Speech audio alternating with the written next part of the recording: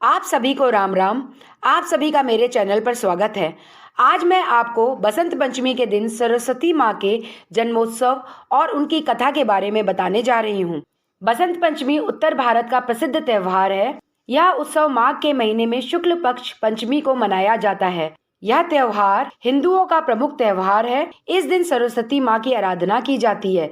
सरस्वती माँ को विद्या और संगीत की देवी कहा जाता है। माँ विद्या, ज्ञान, संगीत प्रदान करती हैं। यह पर्व वास्तव में ऋतुराज बसंत की अगवानी करता है, जो कि भारत के अलग अलग स्थानों में विभिन्न तरह से मनाया जाता है।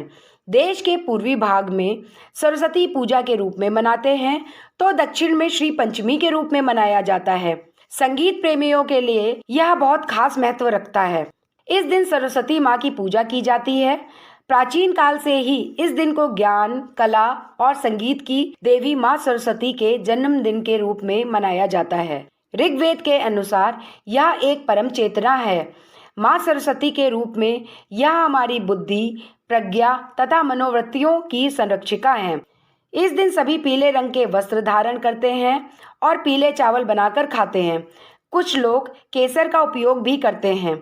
भारत में पूरे साल को 6 मौसमों में बांटा गया है, जिसमें वसंत सबका प्रिय मौसम है। इस महीने में खेत सरसों के पीले रंग के फूलों से भर जाते हैं।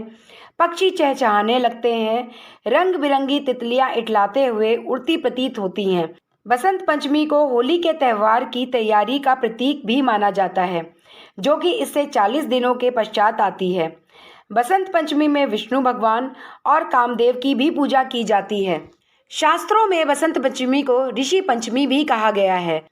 माँ सरस्वती को बागीश्वरी, भगवती, शारदा, वीणा वादिनी और वाग्देवी नामों से भी जाना जाता है। ये विद्या और बुद्धि देती हैं। संगीत की उत्पत्ति करने के कारण ये संगीत की देवी भी हैं। बसंत पंचमी के दिन को इनके प्रकटोत्सव के रूप में भी मनाते हैं। इस दिन की बहुप्रचलित कथा इस प्रकार से है।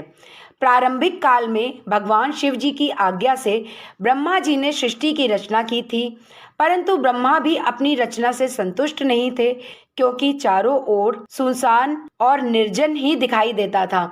उदासी से सारा वातावरण मूक सा हो गया था, जैसे किसी के वाणी न हो। तब ब्रह्मा जी ने अपने कमंडल से जल छिड़का और विष्णु भगवान की स्तुति की और आराधना की। विष्णु जी के प्रकट होने पर ब्रह्मा जी ने अपनी समस्या उनके सामने रखी, परंतु विष्णु भगवान के पास भी इस समस्या का हल नहीं था। इसलिए दोनों ने आदि शक्ति दुर्गा माता का आह्वान किया। तब दुर्गा माता प्रकट हुई।